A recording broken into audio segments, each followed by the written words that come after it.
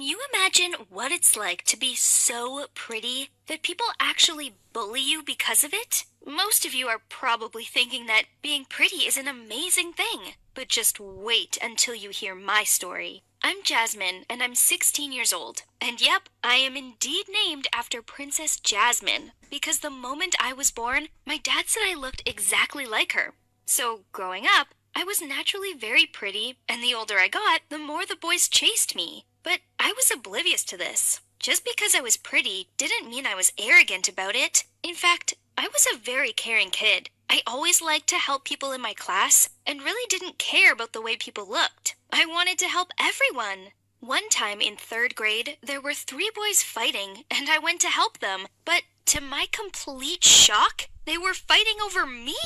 Our teacher eventually broke up the fight and had to split them all up and make them sit on the opposite side of the classroom, away from me. I was so shocked. Why would people fight over me? Well, by the time I was in fifth grade, I'd gotten even prettier, and at one point, there were 5 guys fighting over me. One day, 2 of those guys, Jack and Tyler, were both running towards me from opposite sides of the playground. I was just standing there watching them come towards me, and I panicked and quickly jumped out of the way. They both ended up bashing into each other and fell over. Honestly, it was so funny. I helped them up, but inside, I was dying of laughter. Most girls would probably love getting attention like that, but it drove me crazy. I just wanted people to like me for who I was, not because I was pretty. Even though I got tons of attention from boys, the girls didn't like me. There was one girl called Mia who hated me so much, she actually bullied me. She would always go out of her way to do horrible things to me. Like this one time where she jumped on me in gym class and broke my right arm.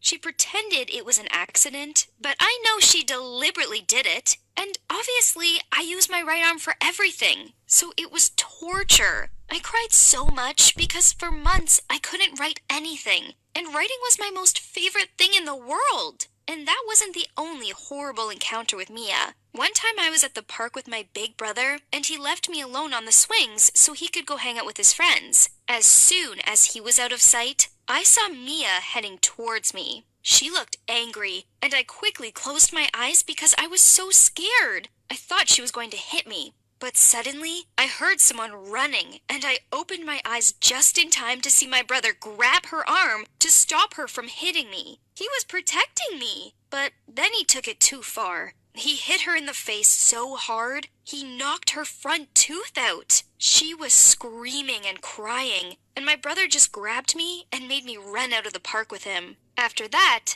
Mia didn't bother me anymore. I moved up to middle school and never saw her again, but my life didn't get much better. You see, at my new school, the uniforms were so ugly. I went from being the pretty girl to a complete tomboy. We had to wear these red polo shirts with baggy nude pants. Honestly, it was not a good look for me. Sure, I was glad not to be the girl guys were fighting over anymore, but I didn't like feeling ugly in the uniform. Then, when we had the school dance, we were finally allowed to wear whatever we wanted. I decided to wear my favorite little black dress that showed off my curvy body. As soon as I walked through the doors into the dance, all eyes were on me. I couldn't believe how much of a difference my outfit could make. All the guys kept trying to get my attention, but I just wanted to dance. It was such a fun night, but the next day was crazy. I got to class and we had to hand in our essays. I went to give mine to the teacher, and when I was walking back to my seat, a girl called Paloa stopped me and said, "Jasmine, everyone knows your melons are fake. You had plastic surgery, didn't you?"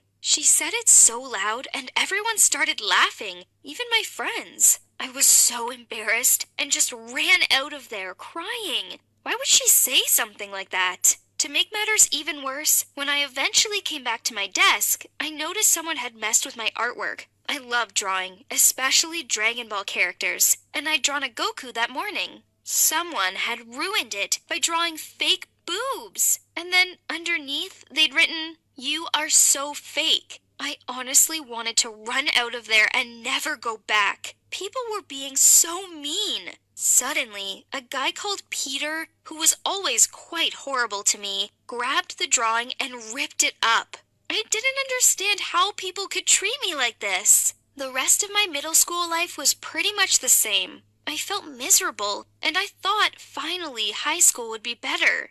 But on my first day, I was sitting alone and I heard a group of girls whispering about me. They were all really pretty and popular, and I tried to ignore them, but two of them came over to me and sat on either side of me. I felt terrified, but suddenly one of them said, "Oh my God, you're so pretty. How come you're eating all alone? You can come sit at our table because you're pretty enough." After my middle school experience, I was so happy that people were being nice to me again. Soon I started hanging out with the pretty girls all the time, and the leader of the group, Ashley, she asked me if I had a boyfriend. And when I told her I didn't, she laughed and said, "Don't you worry, we'll find you one." But I didn't want them to find me one, because the more I hung out with them, the more I realized that the guys they liked were total troublemakers, and I wasn't interested in those type of guys at all. After a few weeks of hanging out with them, I realized they were too much. I didn't want to spend my days gossiping and being surrounded by drama. Just because I was a pretty girl didn't mean I had to hang out with the pretty girls. I heard there was a new kid at school, and the girls were all making fun of him for some reason. I didn't like what they were saying about him. And so the next day, I decided to go introduce myself and see if he was okay. Well, I have no idea why people were making fun of him. He was gorgeous. Drop dead gorgeous. But he was so shy, and so I just sat on a table near him and stared at him nonstop. I eventually plucked up the courage to go and introduce myself.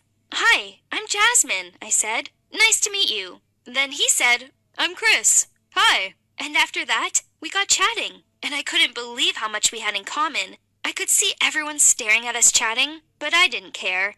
Chris said he'd worried that no one would want to be his friend, and I told him that I would be.